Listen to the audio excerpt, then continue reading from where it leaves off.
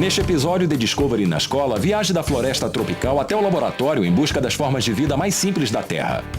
E conheça as pessoas que estão comprometidas com o entendimento dos vírus. Descubra como esses minúsculos assassinos vivem, se reproduzem e causam destruição em espécies como a nossa. Depois veja como os cientistas propõem defender a humanidade de futuras epidemias. E fique atento para as perguntas, atividades e pesquisas após cada segmento.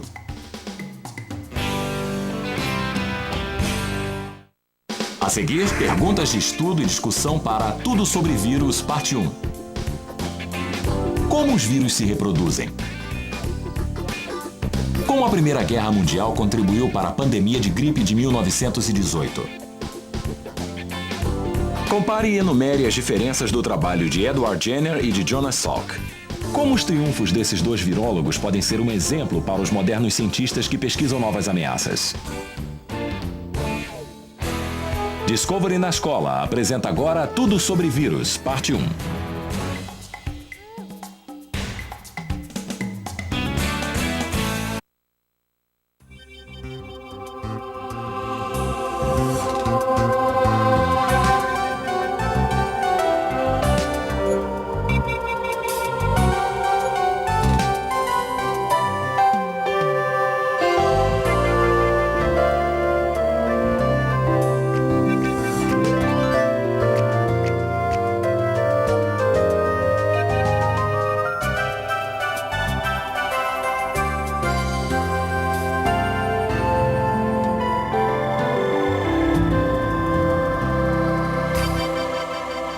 Tudo sobre vírus.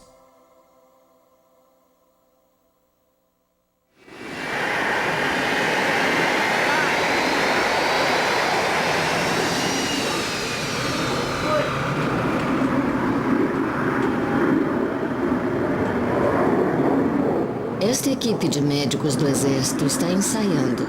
Não para a eclosão da guerra, mas para a eclosão do vírus. É uma batalha onde um aperto de mãos pode ser mais letal do que balas perdidas. Onde o total de adversários está na casa dos bilhões.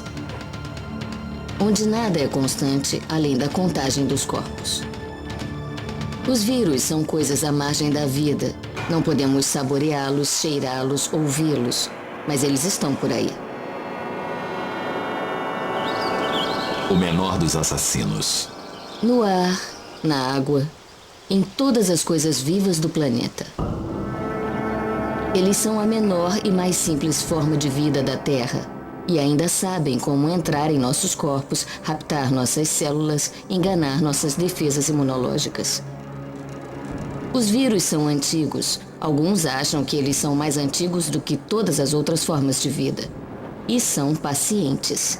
Sem uma célula viva para invadir, eles esperam em uma forma cristalina em algum lugar entre a vida e a morte. Alguns podem esperar séculos. A única meta deles é se reproduzir. Os vírus só têm essa intenção. Os vírus, quando estão no meio ambiente, são basicamente apenas peças de informação genética envoltas em um código de proteína ou em alguma outra partícula de proteção vulnerável a todos os elementos em geral e apenas esperando pela próxima criatura viva em que eles possam penetrar para crescer e poderem infectar e se propagar.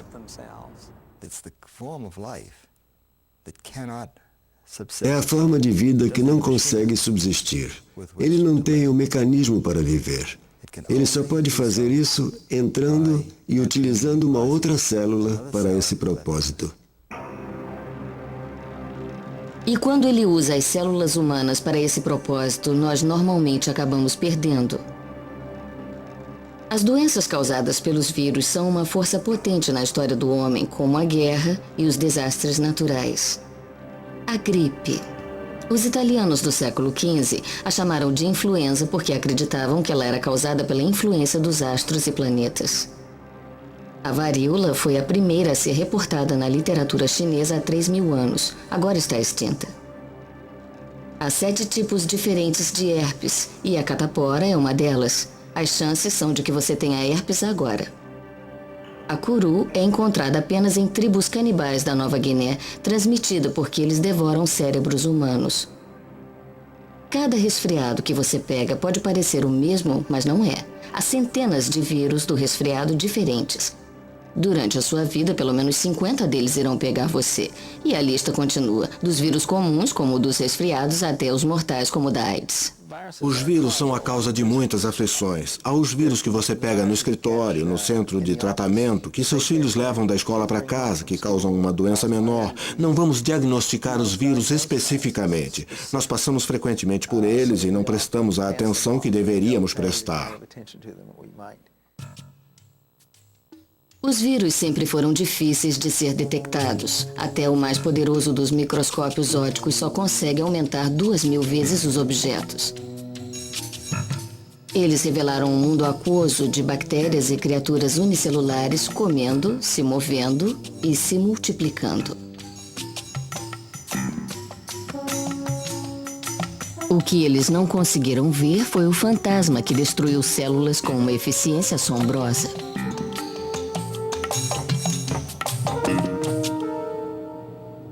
E então, na década de 30, os cientistas alemães inventaram o microscópio eletrônico e puderam finalmente ver um vírus aumentado 7.000 vezes. Em vez de lançar ondas de luz a esmo nos objetos, o microscópio eletrônico usava elétrons minúsculos para aumentar. Uma olhada através dele mudou o modo como as pessoas definiam as fronteiras da vida. Elas descobriram organismos muito pequenos. Bilhões e bilhões deles podiam caber em um único ponto da tela da sua televisão. Esquadrinhado por elétrons, os vírus se revelaram ser esferas, fusos e formas geométricas.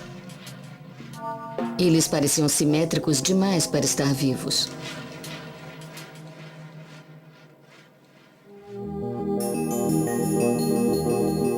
Nas telas dos supercomputadores de hoje, os vírus parecem enfeites de uma árvore de Natal marciana.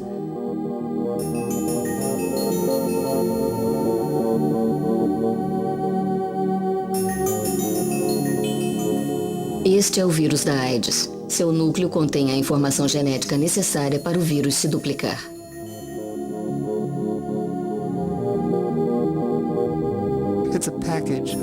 É um pacote de ácido nucleico, de material genético embrulhado em um conjunto de proteínas que permite a esse vírus utilizar uma célula para sua própria reprodução, porque ele não pode funcionar independentemente. Ele não pode se multiplicar independentemente. Os genes são protegidos por uma concha fina. A concha é salpicada com moléculas que permitem que o vírus se acople à célula-alvo e penetre em seu interior. Há certos mecanismos receptores. Eles vêm juntos e se prendem. Eles não atacam, eles se prendem. São incorporados e usam o mecanismo celular para sua própria multiplicação. Ele age como um parasita e usa esses sistemas organizados para sua própria sobrevivência.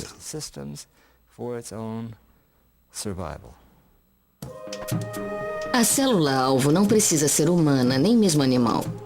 O vírus de quebra da tulipa vem sendo usado desde o século XVI para causar variação de cor em tulipas ornamentais. Nada é pequeno demais para um vírus.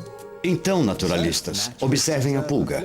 Ela tem pulgas menores que se alimentam delas, e estas têm pulgas menores para mordê-las. E isso continua infinitamente. Até os germes podem ter germes. Um exemplo? O T4 bacteriófago, um vírus que ataca bactérias. Ele chega, se prende e empurra seu DNA através da membrana celular. Uma vez lá dentro, o DNA viral toma conta da célula e a força a produzir mais vírus. Em minutos, a célula inchada explode, liberando centenas de novos vírus para infectar outras células. Antigamente, as pessoas não conheciam os vírus, mas sabiam de uma coisa. Cair doente era a última coisa que a maioria delas queria.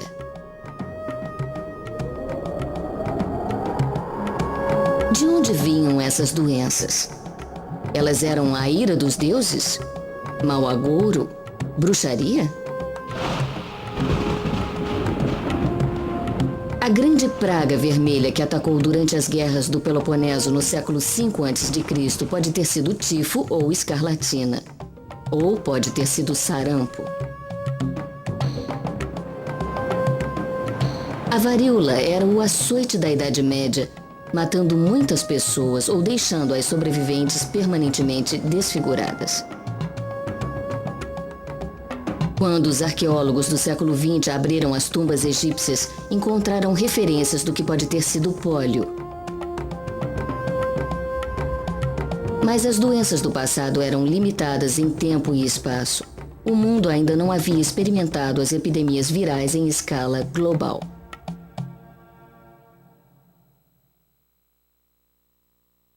Pandemia. Um dos piores desastres naturais registrados na história foi causado por um vírus.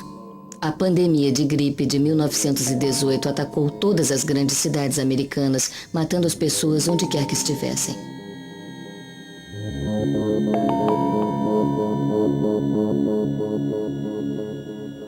Pelo menos 20 milhões de pessoas morreram no mundo todo e foi talvez a pior pandemia que o mundo já viu. Houve mais gente morta pela gripe do que na Primeira Guerra Mundial.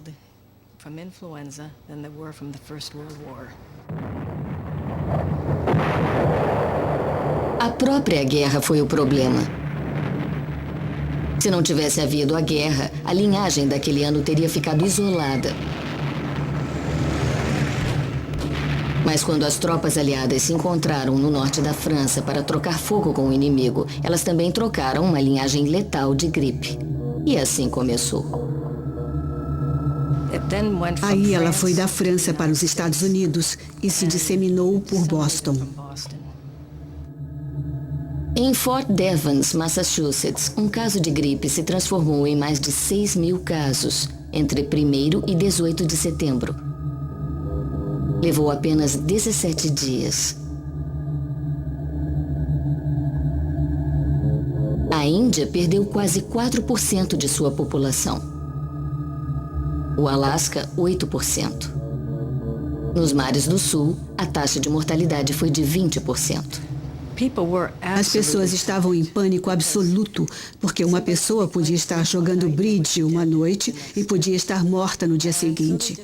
Então elas faziam todos os tipos de coisas, usavam máscaras, e na verdade toda a polícia usava máscaras. As pessoas carregavam bolsinhas com alho e cebola, qualquer coisa que elas achavam que as protegeria da gripe. Elas não faziam ideia de que estavam deixando exposto o único lugar por onde a gripe entra no corpo, o nariz. Nada se sabia sobre como lidar com ela. E isso começou a surgir quando chegamos às décadas de 30, 40 e 50. Naquela época, havia conhecimento e experiência bastantes e o desenvolvimento de técnicas que tornaram possível um procedimento. Nunca antes na história os médicos foram capazes de fazer tanto para preservar a sua saúde quanto podem fazer hoje. Em quase todo o campo da medicina, o desfile de avanços que irão beneficiar incontáveis milhões já começou. As vacinas viraram o sonho dos cientistas. Eles prometeram livrar o mundo das doenças virais. Curiosamente, a palavra vacina vem de uma doença do gado chamada vacínia. Vacina, um vírus estimulando uma resposta imunológica. No século XVIII, a beleza das ordenhadeiras era um clichê. Só elas pareciam estar livres da varíola. Um médico inglês do interior chamado Edward Jenner observou que um número surpreendente de ordenhadeiras pegou uma enfermidade branda parecida com o sarampo, chamada varíola bovina, conhecida oficialmente como vacínia. Jenner extraiu o vírus de bolhas e infectou uma criança, o seu próprio filho. Depois, ele inoculou vírus vivos de varíola no menino. Foi um risco terrível, mas deu certo. A injeção inicial de varíola bovina causou uma doença branda, mas que era tão parecida com a varíola que o corpo do menino finalmente desenvolveu uma imunidade às duas doenças. Nós desenvolvemos os nossos próprios mecanismos de defesa através dos anos. Nós conhecemos isso como sistema imunológico, que é um sistema muito complexo que contém muitos tipos diferentes de células e funções, cujo propósito maior, de modo geral, é reconhecer o que é estranho e tentar eliminá-lo. O sistema imunológico tem 3 grandes funções que estão operando em seu corpo neste exato momento. Reconhecimento. Os anticorpos são proteínas que se ligam à superfície de um vírus, enfraquecendo-o até a morte. Destruição. As células brancas do corpo chegam para destruir as células infectadas por vírus. Memória. Quando você é infectado por um vírus, as células de memória irão reconhecê-lo imediatamente se ele entrar em seu corpo de novo. É por isso que as vacinas são tão eficientes. O corpo lembra de como é o falso vírus e então pode proteger você quando o vírus verdadeiro chegar. Um dos modos mais comuns de fazer uma vacina é desenvolvê-la em um hospedeiro não natural.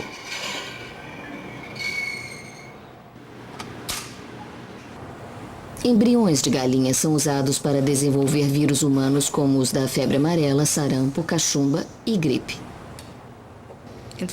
A gripe foi desenvolvida em ovos durante muitos e muitos anos. É o nosso modo padrão de produzir vírus. Eles também podem ser desenvolvidos em cultura de tecidos e se desenvolvem muito bem em cultura de tecidos. Mas não podemos produzir culturas de tecidos suficientes para fazer as grandes doses necessárias para o uso industrial.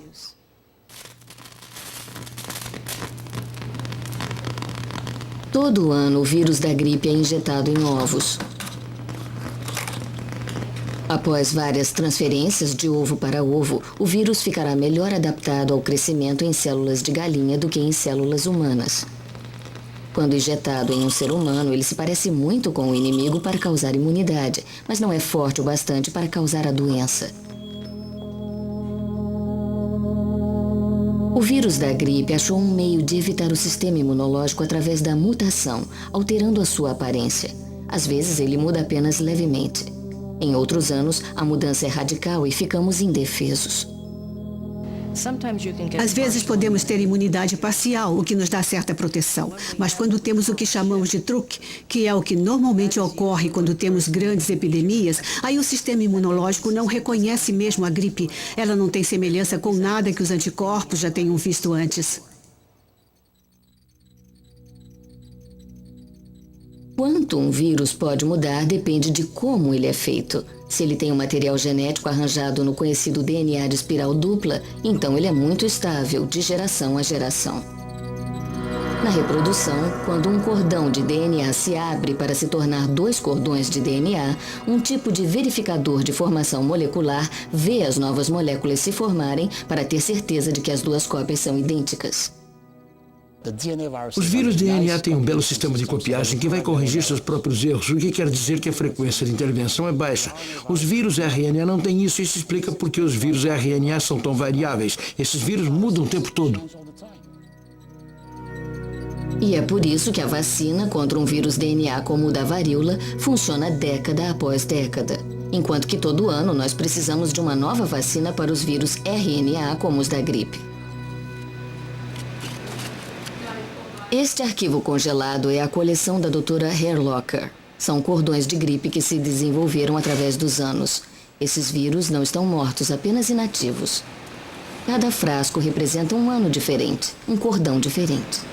Se você aquecer e respirar a safra de gripe de 1980, provavelmente ficará doente. Algumas safras de gripe são mutações espontâneas. Outras epidemias podem regredir até patos ou porcos. Elas acabam com nomes como gripe suína, gripe Hong Kong ou gripe asiática, porque frequentemente vêm de países onde as pessoas vivem perto de seus animais de granja. A gripe ainda tem a vantagem de atravessar de uma espécie para outra. Sempre que isso acontece, a linhagem muda. E isso significa muito trabalho para os cientistas da Organização Mundial de Saúde e do Centro de Controle de Doenças em Atlanta. Todo ano é uma corrida contra o tempo. Laboratório de Vigilância da Gripe do Centro de Controle de Doenças. A informação é recolhida dos centros de observação da gripe ao redor do mundo e usada para predizer que novo tipo de linhagem está a caminho. Quando isso é determinado, uma nova vacina é desenvolvida. Espera-se a tempo.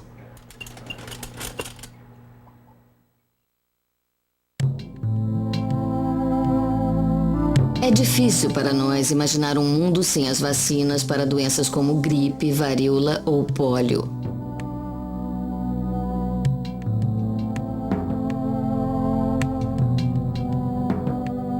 Na primeira metade deste século, as pessoas entravam em pânico quando as crianças ficavam com febre e dor nos músculos.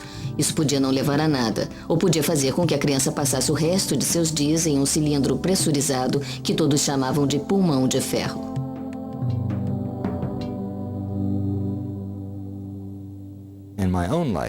Na minha própria vida, eu estava ciente do efeito dos vírus. Em 1916, por exemplo, que foi 2 anos depois de nascer, houve uma grande epidemia de pólio nos Estados Unidos, particularmente na cidade de Nova York. E, de novo, em 1918, 1919, houve outra grave epidemia de gripe. E nos 2 casos o efeito foi devastador. Eu, é claro, era novo demais para entender o significado daquilo, mas eu me lembro dos corpos mutilados e dos caixões.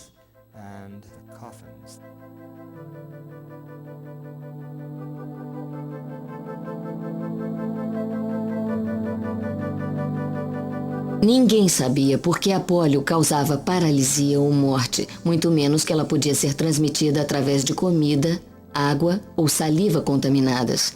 Remédios caseiros e preventivos nasceram do desespero. Quando a pólio atingiu Franklin Roosevelt, depois que ele foi nadar no Lago Frio, as pessoas especularam que a água fria devia ter sido a causa. No fim dos anos 40, um jovem, Jonas Salk, estava a caminho de se tornar um herói para os pais do mundo inteiro. A minha vida toda foi dedicada a ser médico. E foi esse modo que eu escolhi para praticar a medicina. E esse é o padrão do que tem sido a minha vida. Ou tentar evitar doenças, ou sarar, ou curar de algum modo.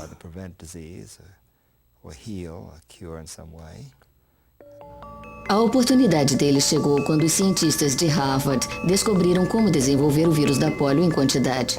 Agora Salk tinha a matéria-prima para desenvolver uma vacina.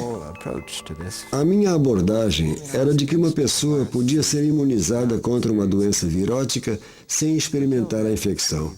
Até aí acreditava-se que você tinha que experimentar a infecção como contra a varíola, a raiva e uma forma itinerante do vírus. Neste laboratório da Universidade de Pittsburgh, Salk matou o vírus da pólio com formaldeído para evitar que ele causasse doença. Em 1955, depois de experimentá-lo primeiro em si mesmo, ele começou a inocular em crianças. O vírus morto alertou seus sistemas imunológicos sem deixá-las doentes. Isso foi tratado como a maior notícia da história da medicina. Apenas nos Estados Unidos, 2 gerações cresceram sem conhecer a angústia da doença. Não foi nada de extraordinário, como se diz. E foi reconhecido principalmente pelos pais de vocês, de quem o medo foi aliviado.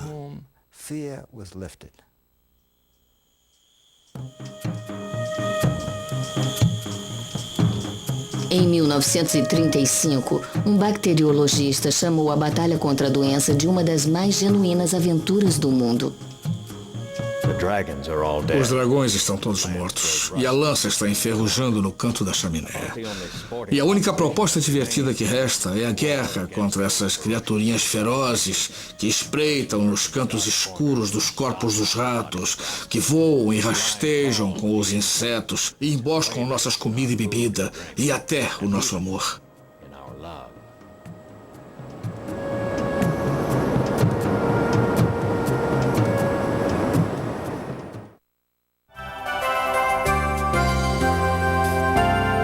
Tudo sobre vírus. Fim da parte 1.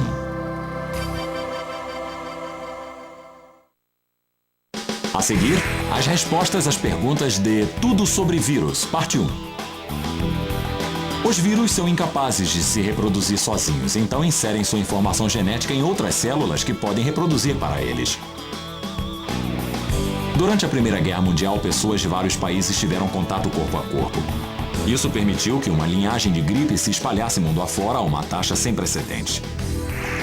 Tente esta atividade em sua turma. Faça com que cada aluno desenhe e classifique um diagrama de uma célula animal e de um vírus. Depois, faça uma lista de todas as semelhanças e diferenças entre os dois. Por que considera-se que um vírus existe entre a vida e a morte? Para aprender mais, o Tarefa Discovery sugere eclosão neste endereço da internet. Peça à sua bibliotecária para ajudar você a explorar os muitos recursos que a sua biblioteca tem a oferecer.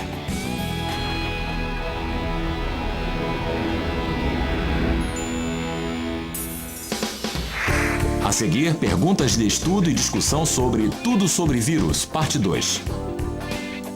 Por que é importante para os virólogos estudar formas de vida em florestas tropicais? Como os vírus podem ser usados para curar algumas doenças genéticas? Discuta os 2 exemplos do documentário onde a doença foi usada como arma. Quais são as consequências potenciais de se usar vírus dessa maneira? Discovery na Escola apresenta agora Tudo sobre Vírus, parte 2.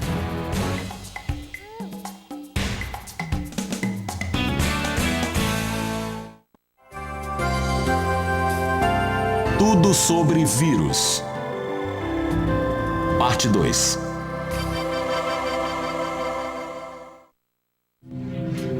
Destruições do rotavírus. Hoje, os novos cruzados lutam para matar os dragões menores que espreitam em um mundo de pobreza, os rotavírus. Um micróbio minúsculo nascido na água que mata mais de 5 milhões de crianças por ano. 5 milhões, principalmente em países em desenvolvimento. Na guerra contra o rotavírus, este é o campo de batalha, uma cidadezinha no Brasil Central. A cidade se chama Terra Firme, mas foi precariamente construída sobre o rio Guânia. O rio Guânia é a única água corrente aqui, é o sistema de esgoto local. Infelizmente, também é o suprimento de água. Em colaboração com a Organização Mundial de Saúde, o Dr. Alexandre Linhares e sua equipe do Instituto Evandro Chagas, no Brasil, seguem o rotavírus e tentam ajudar as jovens mães a enfrentar a doença. Mas combustível para ferver a água é difícil de chegar aqui. Os cuidados sanitários são difíceis em uma palafita dos trópicos. O vírus é tão estável que a transmissão do homem para o homem perpetua isso na comunidade. Nós sabemos que a melhoria das condições sanitárias, a melhoria da higiene é muito importante. Mas não é suficiente para controlar a diarreia por rotavírus. É preciso ter uma vacina eficiente.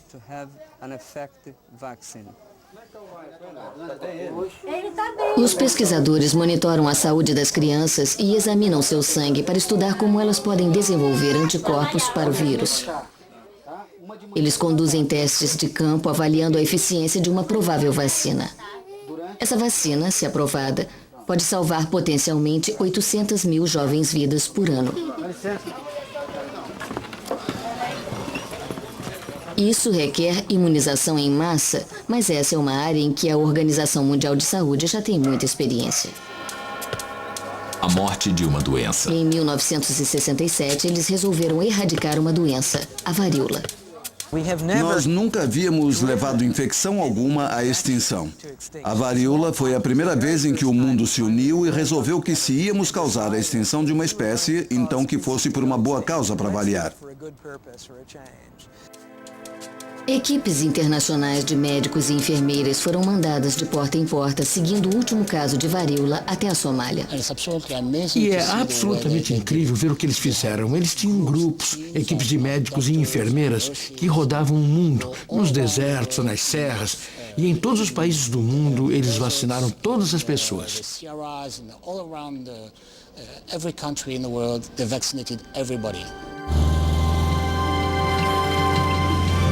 O vírus da varíola só consegue se desenvolver em seres humanos. As vacinações evitaram que ele se difundisse para novos hospedeiros. Então, quando a última vítima se recuperou, a cadeia de transmissão foi quebrada para sempre. A varíola, a doença, desapareceu da face da Terra em 1978. O vírus da varíola ainda está por aí. Estes corredores sisudos levam ao que pode ser o local do seu último descanso. Restaram apenas 2 coleções no mundo. Estão em Moscou e aqui no Centro de Controle de Doenças em Atlanta. A Organização Mundial de Saúde quer que elas sejam destruídas, mas nem todo mundo concorda. Nós não queríamos eliminar totalmente o vírus da varíola porque não entendemos totalmente o vírus, o que o faz infestar. Isso é parte de todo o argumento básico sobre diversidade biológica. Será que podemos perder esses organismos que se estabeleceram em um nicho ecológico particular? Mas o maior perigo é a possibilidade de um vírus da varíola acidentalmente escapar de um freezer de algum lugar onde possa estar armazenado em um estoque esquecido. Ou daqui a alguns anos, quando as pessoas já terão esquecido dele. A ideia de um vírus da varíola escapar e dizimar populações não imunizadas pode parecer ficção científica, mas aconteceu há centenas de anos.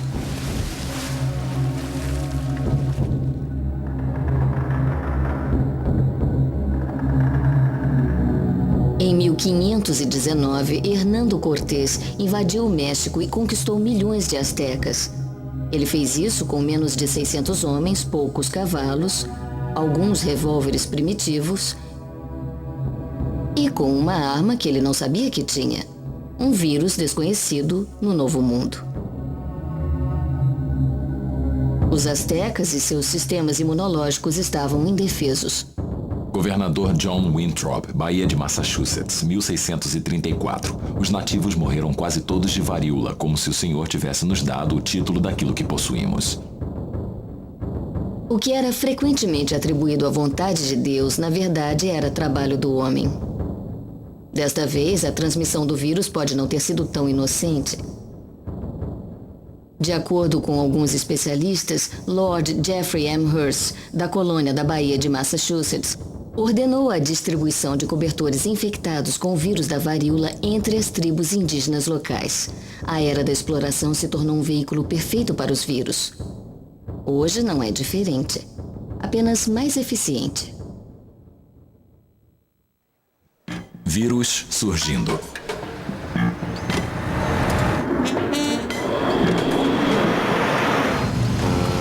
Globalização, superpopulação, cidades apinhadas, progresso. Mas não há progresso sem um preço. Nós continuamos a criar rodovias para o que os cientistas agora chamam de emergência virótica, um curso constante de vírus antigos saindo para procurar novos hospedeiros. Enquanto as pessoas penetram em ambientes que eram inacessíveis para a habitação e a exploração humanas, de repente esses vírus surgiram. E eles surgiram para nós porque estamos entrando lá, estamos atravessando o caminho deles.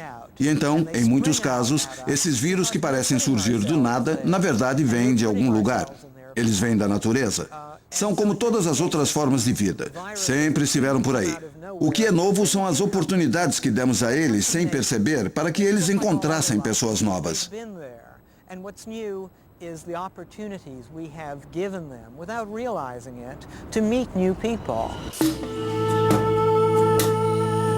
Entre os ambientes naturais remanescentes do planeta, poucos estão mudando mais rápido do que as florestas tropicais.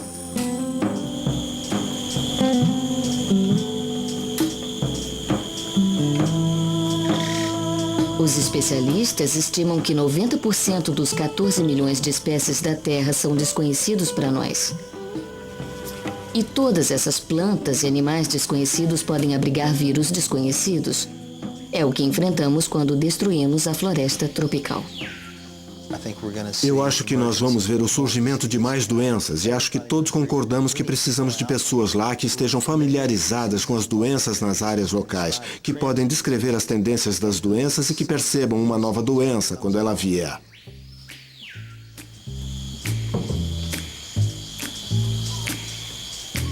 Everybody's got the fever. That is something you all know. O Sr. Hélio Augusto Cardoso Saraiva faz parte de uma equipe de médicos e cientistas que tenta predizer os caminhos da emergência virótica. Seu trabalho? Isca. Augusto é isca de insetos. Ele espera pacientemente na cobertura da floresta tropical brasileira que os mosquitos o mordam.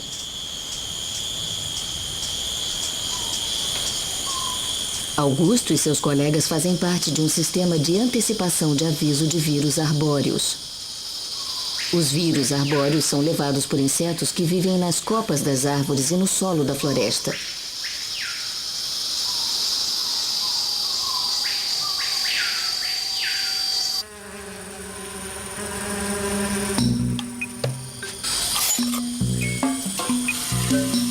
Os insetos encontram um fim súbito quando eles e sua carga de vírus são congelados em nitrogênio líquido para a viagem de 16 quilômetros até o Instituto Evandro Chagas, em Belém, Brasil.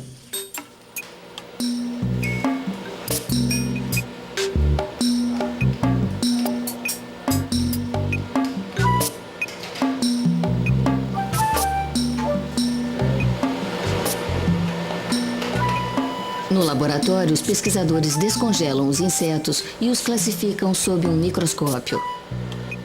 Esses mosquitos podem estar mortos, mas seus vírus estarão intactos, esperando as condições próprias para voltar à vida.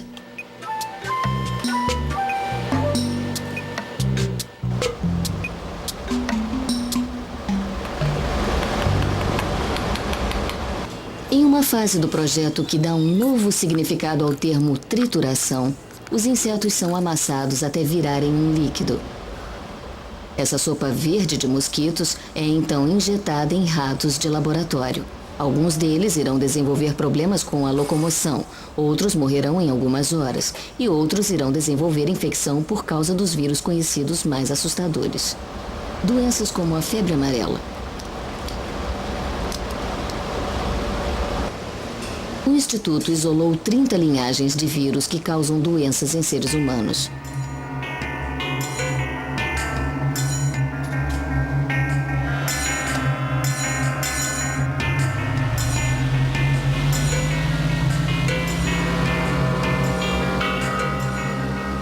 Só nos mosquitos, o Instituto encontrou 40 linhagens viróticas que o mundo nunca tinha visto. Os insetos não são o único meio de locomoção dos vírus. Durante a Guerra da Coreia, milhares de soldados foram derrubados por uma febre estranha. Mais tarde, batizada com o nome do rio Hantan, da Coreia, o hantavírus causava hemorragia e problemas nos rins até a morte. Ele foi finalmente seguido até a urina do rato do campo que vivia nos campos de arroz. Uma enfermidade similar apareceu de repente no sudoeste dos Estados Unidos em 1993. Os investigadores de doenças do Centro de Controle de Doenças rapidamente localizaram o grupo hantavírus. Eles também o seguiram até os ratos. Já que tínhamos o local dos ratos, planificamos uma estratégia específica para que as pessoas evitassem aqueles roedores em particular. Evitar os roedores é só o que podemos fazer. Neste momento, ainda somos vulneráveis ao hantavírus. Não há um tratamento efetivo e as eclosões são virtualmente impossíveis de predizer.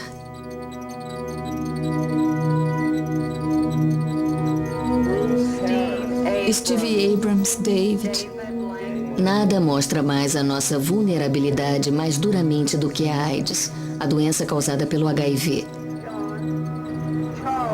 Ele é um vírus cuja marcha inexorável em todo o mundo continua a moldar a história deste século. Robert Michael McCabe. Ninguém localizou com precisão a origem do HIV. No Instituto Salk, no sul da Califórnia, o Dr. Salk virou a sua atenção para a AIDS. Ele aceita a ideia de que o HIV foi uma mutação de um vírus de macaco que apareceu pela primeira vez há séculos. Ele surgiu na população humana, muito provavelmente como resultado do uso ritual de sangue de macaco. E aí ele ficou em um nível baixo de frequência, provavelmente em aldeias onde se abrigou.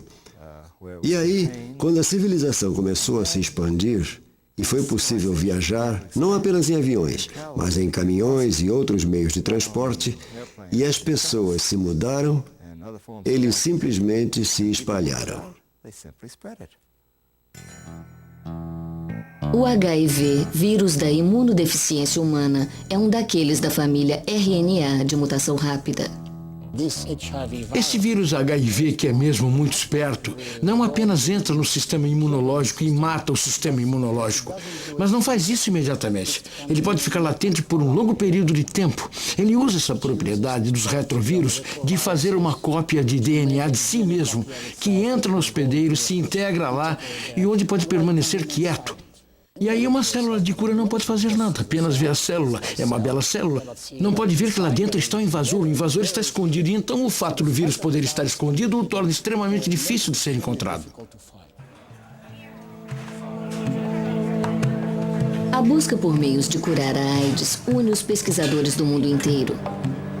Eles relatam tudo, desde os recursos até a saúde das prostitutas nas palafitas mais pobres de Nairobi. O foco das discussões está no motivo pelo qual algumas pessoas que foram expostas ao HIV não têm AIDS. Estas mulheres podem representar os primeiros casos conhecidos de imunidade natural ao HIV. Seguindo essa evidência de uma experiência na natureza, que é muito parecida com o que está sendo observado no Quênia, ela começa a nos sugerir o que seria uma estratégia que deve ser usada no desenvolvimento de uma vacina. Se pudermos começar a entender a natureza do relacionamento e como ele funciona, poderemos desenvolver estratégias para lidar com ele. E o fato de que há evidência clara em seres humanos de que existe essa interação bem-sucedida com o HIV é tudo o que precisamos saber, que nos diz que é possível. A natureza está nos dizendo alguma coisa. Os vírus amanhã.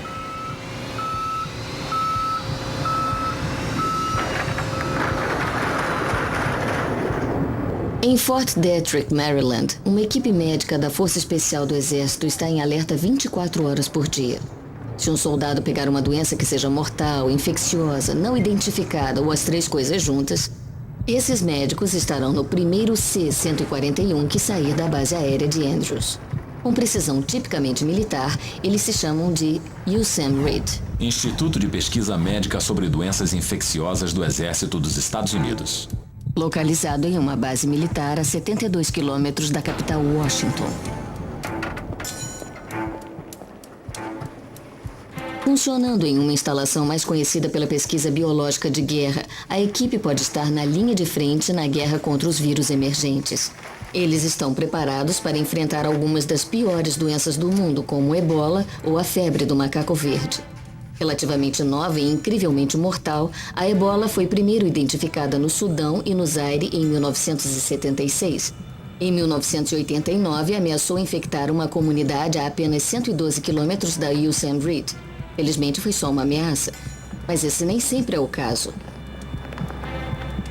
Uma pessoa desafortunada para contrair uma doença exótica, conhecida ou não, pode rapidamente estar a caminho de Maryland. Prontos? 1, 2, 3. Isso, ótimo.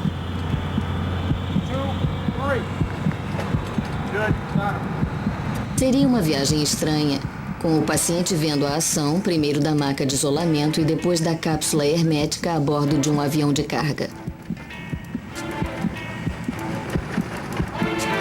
Os vírus, a vítima e os médicos iriam para os quartos lacrados do hospital do Instituto.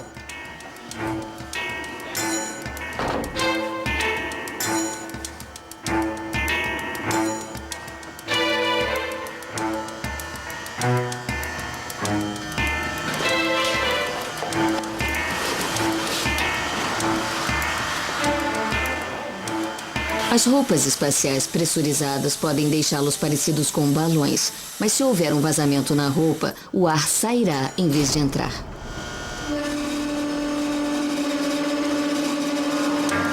Os médicos passam por duchas desinfetantes até um quarto onde o ar é cuidadosamente filtrado e os resíduos seguem por linhas de esgoto cimentadas para serem esterilizados.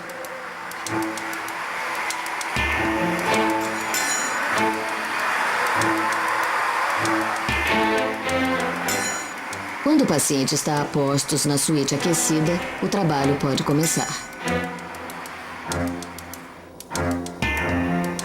Em um tipo diferente de quarto de hospital, os vírus, na verdade, estão sendo usados para ajudar, em vez de prejudicar. Eu acho que seria uma maravilhosa licença poética pensar que os vírus, nossos inimigos, possam ser usados para ajudar a curar doenças genéticas. Eu acho que no futuro nós podemos esperar cada vez mais vírus sendo usados na terapia genética e, obviamente, intencionalmente como vetores para a introdução de novos genes. Os pesquisadores estão nos estágios iniciais do uso da habilidade do vírus de entrar em uma célula para mudar os defeitos congênitos do código genético. As experiências estão sendo realizadas para resgatar um gene que falte em pessoas com fibrose cística. Neste caso, a parte de um vírus de resfriado que nos deixa doentes é eliminada e substituída pela de um gene necessário para curar a fibrose cística. E então, ele é liberado para fazer o que os vírus fazem. Seu alvo são as células da área respiratória. Mas em vez de dominar a célula para seus propósitos próprios, ele libera o DNA que falta.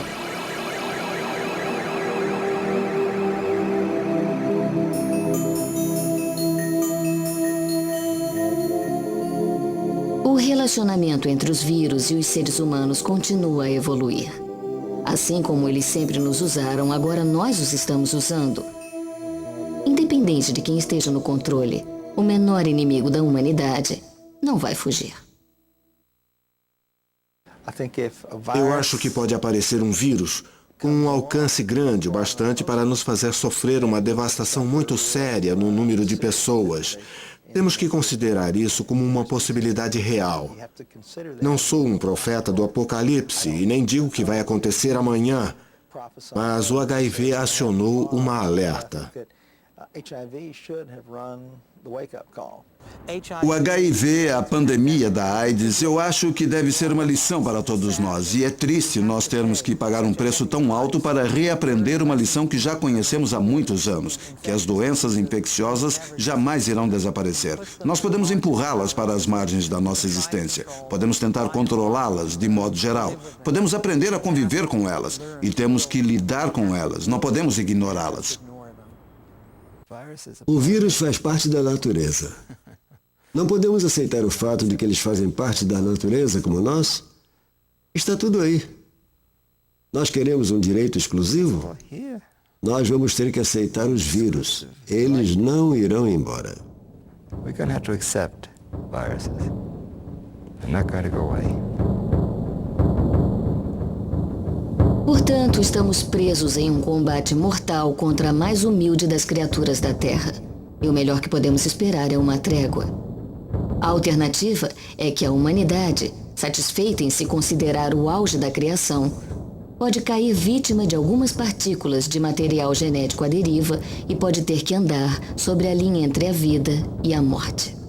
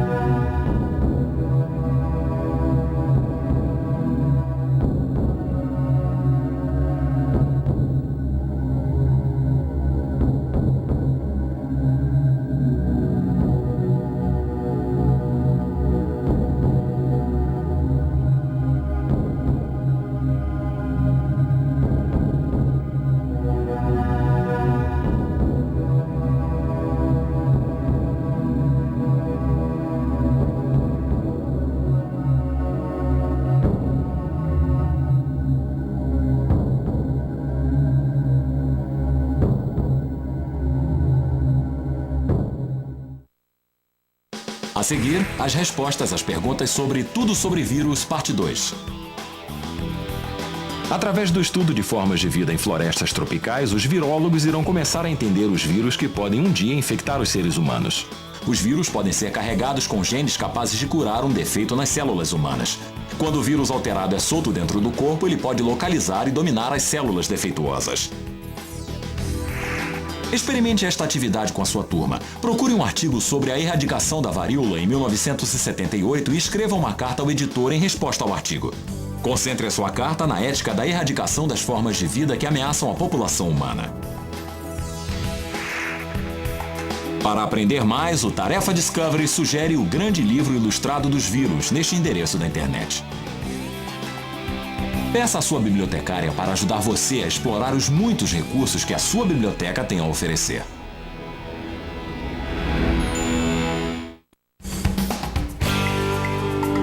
Versão brasileira Sincrovídeo.